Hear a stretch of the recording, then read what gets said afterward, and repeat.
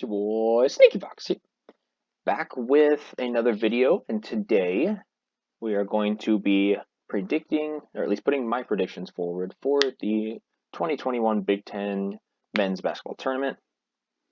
I personally am a fan of Illinois, so you're just going to see my honest picks. Honestly, if I wanted to make this the best possible path for Illinois, I'd pick, Minnesota all the way here, and then, Nebraska here. So I'm just going to pick these honestly. I'm just getting the fact that I'm an Illinois fan out of the way early. So we're going to start with the Minnesota Northwestern game. Based on what I've seen and what I've heard, Northwestern has been hot recently. Minnesota has not. And, they have Marcus Carr. They also have Liam Robbins, I think is his name, big center for Minnesota, but he's been out recently with an ankle injury. So for that reason, I'm going to go number 12, Northwestern here. All right. Moving on to the 11-14. Nebraska versus Penn State. Again, this is another one of those cases where Nebraska's hot. Penn State, they've been okay recently. Again, based on stuff that I've seen, which I'm actually pulling up the Big Ten standings right now, because it's going to tell me head-to-head comparison. Let's see, going to schedule. So it looks like they actually split, and they were close games both times. So 10-13 Penn State. Honestly, I think I'm going to go with Penn State here. I just think that they're more well-rounded. They've had a couple good wins, beaten.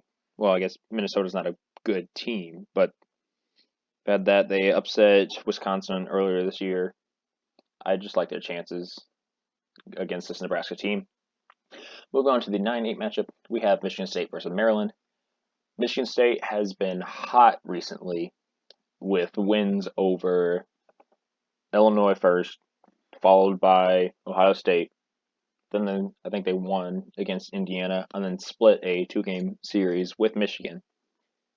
Maryland, they've been struggling recently. They finished 9-11 in conference. They've lost their last 2. Before that, they had 5-game win or 5-game series. Ooh. Okay, there we go. Sorry about that. But just for the fact that Michigan State's hot, we're gonna go MSU. I guess that has to be number 9, MSU. I just like what I've seen from Michigan State. Just being able to win against Michigan, Illinois, and Ohio State. Moving down, we have the 5 versus 12, Ohio State versus Northwestern. Ohio State, they've lost their last 4, I believe. Yeah, they lost to Michigan, which was respectable.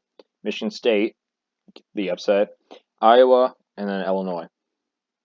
So they had a stretch where they won 1, 2, 3, 4, 5, 6, 7 in a row, including one against Iowa, one against Wisconsin. Northwestern, I just see Ohio State being too much for them. I don't think that Northwestern can compete with the talent of Ohio State. You got E.J. Liddell, you got, I'm forgetting names right now, but crafty point guards. Yeah, I think that's going to be enough to carry them over Northwestern.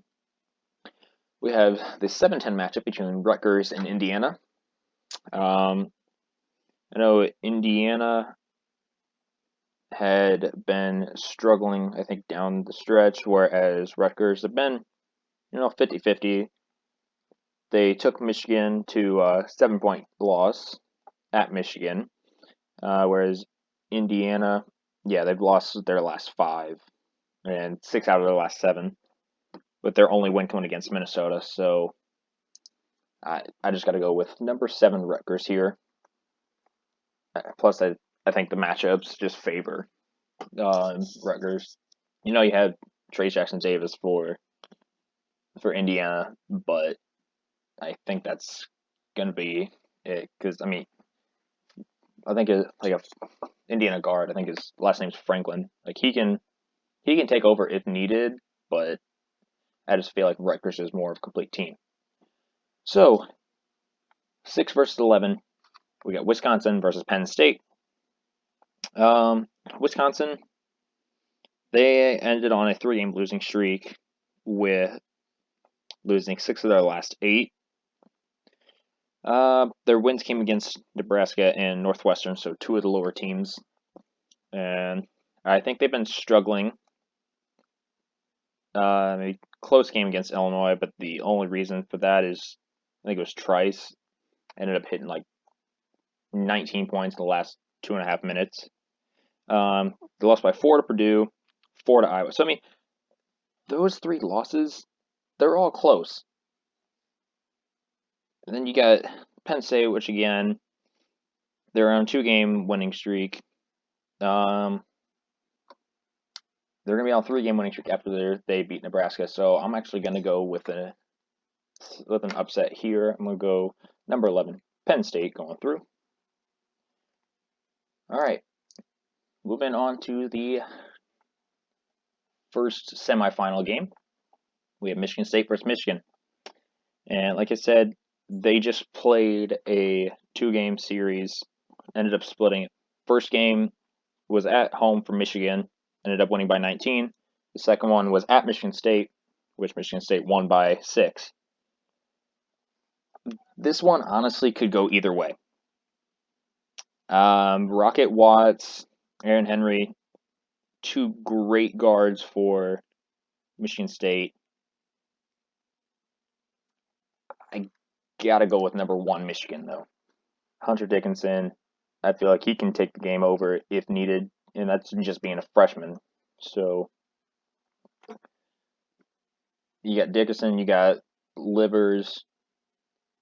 I don't see Michigan State being able to pull off the upset at a neutral site. I feel like even though there's no fans, I feel like home field or home court advantage was prevalent in there. All right, now we got Ohio State versus Purdue. So these teams faced off twice, once on January 19th, once on December 16th, both coming wins for Purdue. You got a 7-point win in December, and then a 2-point win in Purdue. Or in Ohio State, sorry.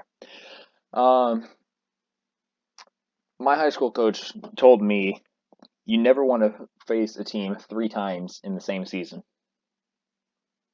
Especially if you have the number during the first 2.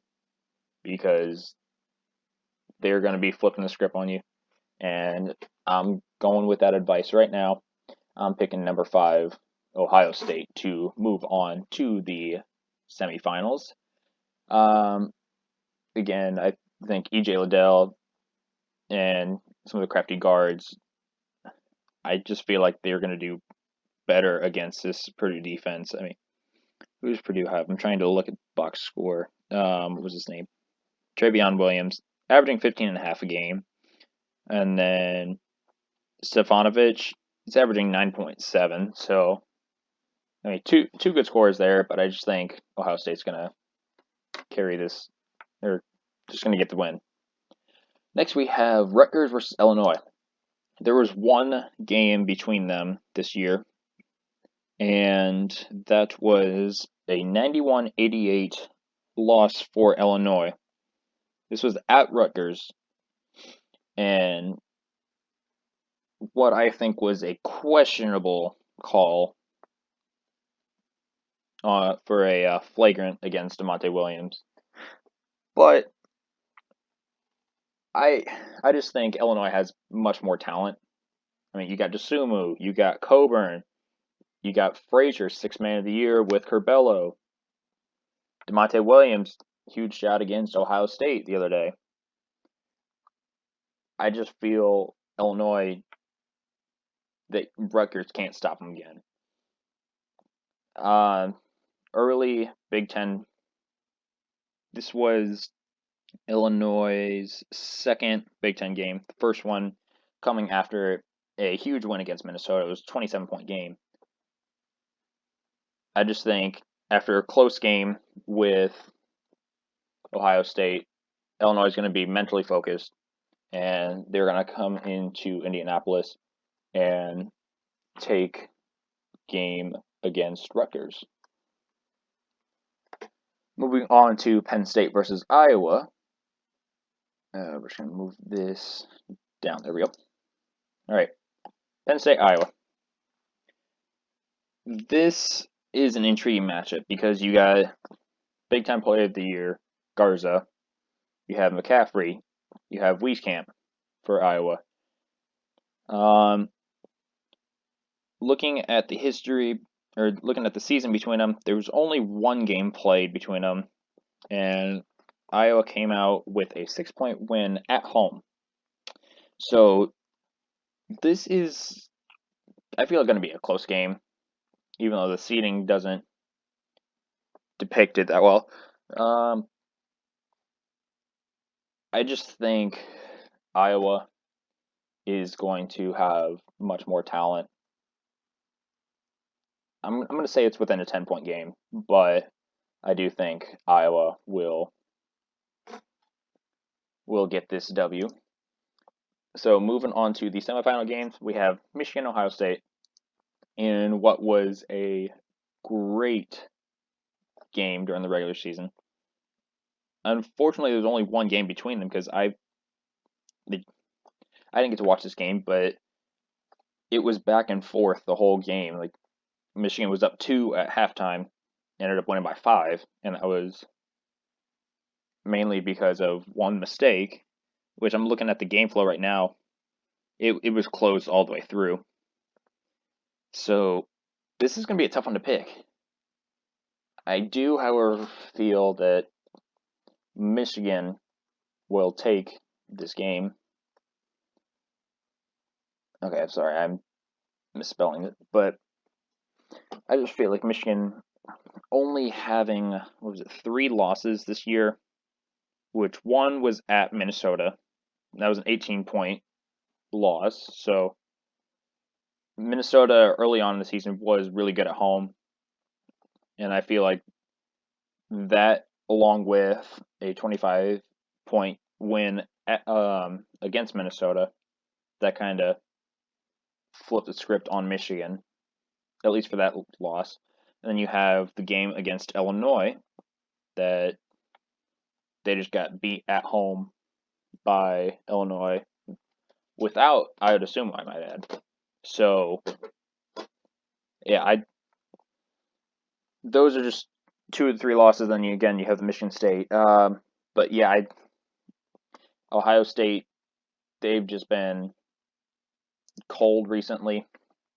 So I think Michigan is going to take momentum, and they're going to beat Ohio State. Moving on, we have Iowa, Illinois. This one I did get to see. This was a great game between them. It ended up in a 5-point win for Illinois, but it like Michigan State like Michigan and Ohio State was back and forth, and it was really close throughout. I think the highest lead for either team was like 7 or something like that. Like it was really close. Illinois was able to pull away during the regular season, and while I do think this is going to be a battle, I think that Illinois will be taking this. I'm sorry, but Illinois just had much improvement to beat Wisconsin, Nebraska, and Michigan without Ayo Dosunmu, which, in my opinion, should have been Big Ten Player of the Year, just looking at stats and bring up team record. But just the way Andre Curbelo stepped up, Adam Miller stepped up in the first half of the Nebraska game, and honestly, I think that was the spark plug for Illinois during the time period without Ayo Dosunmu. I just feel like Illinois got better without Dosunmu, and I feel like they're going to use that to push forward. And so we have Michigan versus Illinois in our Big Ten championship. This is not going to be a blowout game. I think Michigan kind of underestimated Illinois, and at one point, Illinois was, I think, up like 28 or something. It was close to a 30-point lead. This game is going to be much closer. I do have Illinois winning this all. I just think that Dosunmu is going to make an impact. Do I think it's going to be like down to the wire? You know, it could be. I think it may be like a 10-point victory though for Illinois. Like I just think they got better without Dosunmu. Him being back just adds another piece to an already amazing team. But yeah, I have Illinois winning it all. If you guys have any different picks, let me know in the comments. But yeah, I think I may try to do like Big 12 or something, depending on if they've started already. I do not remember. But yeah, that's going to be it from me. If you're new, hit subscribe, like, comment. Anything that would help with the channel is greatly appreciated. And I will see you next time.